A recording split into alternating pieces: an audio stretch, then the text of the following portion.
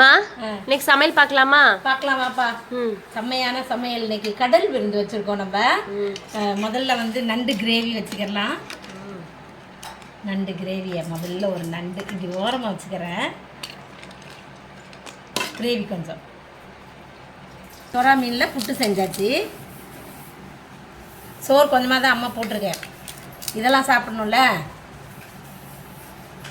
வந்து கனவா மீன் பெரட்டல் பண்ணியாச்சு. பால் சொரா மீன் புட்டு செஞ்சோம்ல, மண்டையும் அந்த மீனோட மண்டையும் வாழையும் போட்டு குழம்பு வச்சுட்டு அம்மா சூப்பராக குழம்பு வச்சாச்சு. பேத்தி வந்து காடை முட்டை வேணும்னு கேட்டதுனால அதையும் வாங்கிட்டு வந்து அவிச்சு வச்சாச்சு. சூப்பராக கடல் விருந்து ரெடி ஆகிடுச்சு நம்ம வீட்டில். இதான் இன்றைக்கி எங்கள் வீட்டு சமையல். எல்லாம் செம்ம டேஸ்ட்டாக இருக்குப்பா.